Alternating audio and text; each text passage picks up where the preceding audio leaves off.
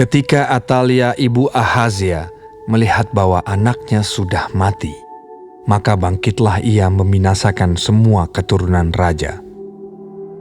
Tetapi Yoseba, anak perempuan Raja Yoram, saudara perempuan Ahazia, mengambil Yoas bin Ahazia, menculik dia dari tengah-tengah anak-anak raja yang hendak dibunuh itu, memasukkan dia dengan inang penyusunya ke dalam gudang tempat tidur, dan menyembunyikan dia terhadap Atalia, sehingga dia tidak dibunuh. Maka tinggallah dia 6 tahun lamanya bersama-sama perempuan itu dengan bersembunyi di rumah Tuhan, sementara Atalia memerintah negeri. Dalam tahun yang ke-7, Yoyada mengundang para kepala pasukan 100 dari orang Kari dan dari pasukan bentara penunggu.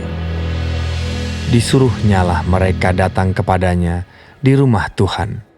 Lalu diikatnya perjanjian dengan mereka, dengan menyuruh mereka bersumpah di rumah Tuhan. Kemudian diperlihatkannyalah anak raja itu kepada mereka. Sesudah itu ia memerintahkan kepada mereka, "Inilah yang harus kamu lakukan. Sepertiga dari kamu, yakni yang selesai bertugas pada hari Sabat di sini, tetapi mengawal di istana raja. Sepertiga lagi ada di pintu gerbang sur, dan sepertiga pula di pintu gerbang di belakang para bentara penunggu, haruslah mengawal di istana. Dan kedua regu daripada kamu, yakni semua orang yang bertugas di sini pada hari Sabat dan mengawal di rumah Tuhan, haruslah mengelilingi raja dari segala penjuru, masing-masing dengan senjatanya di tangannya, dan siapa yang mendatangi barisan haruslah mati dibunuh. Dan baiklah kamu menyertai raja setiap kali ia keluar atau masuk." para kepala pasukan 100 itu melakukan tepat seperti yang diperintahkan Imam Yoyada. Masing-masing mengambil orang-orangnya yang selesai bertugas pada hari Sabat bersama-sama dengan orang-orang yang masuk bertugas pada hari itu. Lalu datanglah mereka kepada Imam Yoyada.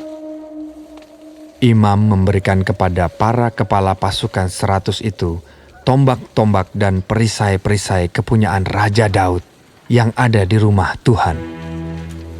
Kemudian para bentara itu, masing-masing dengan senjatanya di tangannya, mengambil tempatnya di lambung kanan sampai ke lambung kiri rumah itu, dengan mengelilingi mezbah dan rumah itu untuk melindungi raja. Sesudah itu Yoyada membawa anak raja itu keluar, mengenakan jejamang kepadanya dan memberikan hukum Allah kepadanya. Mereka menobatkan dia menjadi raja serta mengurapinya. Dan sambil bertepuk tangan, berserulah mereka. Ketika Atalia mendengar suara bentara-bentara penunggu dan rakyat, pergilah ia mendapatkan rakyat itu ke dalam rumah Tuhan. Lalu dilihatnyalah raja berdiri dekat tiang menurut kebiasaan, sedang para pemimpin dengan para pemegang nafiri ada dekat raja. Dan seluruh rakyat negeri bersukaria sambil meniup nafiri. Maka Atalia mengoyakkan pakaiannya sambil berseru, "Khianat! Khianat!" Tetapi Imam Yoyada memerintahkan para kepala pasukan 100, yakni orang-orang yang mengepalai tentara, katanya kepada mereka, "Bawalah dia keluar dari barisan. Siapa yang memihak kepadanya, bunuhlah dengan pedang." Sebab tadinya imam itu telah berkata, "Janganlah ia dibunuh di rumah Tuhan." Lalu mereka menangkap perempuan itu. Pada waktu ia masuk ke istana raja dengan melalui pintu bagi kuda, dibunuhlah dia di situ. Kemudian Yoyada mengikat perjanjian antara Tuhan dengan raja dan rakyat, bahwa mereka menjadi umat Tuhan, juga antara raja dengan rakyat. Sesudah itu masuklah seluruh rakyat negeri ke rumah Baal, lalu merobohkannya. Mereka memecahkan sama sekali mesbah-mesbahnya dan patung-patung dan membunuh Matan, imam Baal, di depan mesbah-mesbah itu. Kemudian Imam Yoyada mengangkat penjaga-penjaga untuk rumah Tuhan.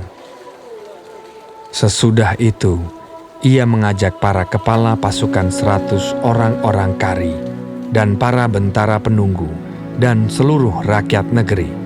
Lalu mereka membawa raja turun dari rumah Tuhan. Mereka masuk ke istana raja melalui pintu gerbang para bentara. Kemudian duduklah raja di atas tahta kerajaan.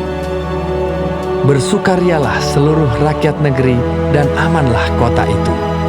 Setelah Atalia mati dibunuh dengan pedang di istana raja.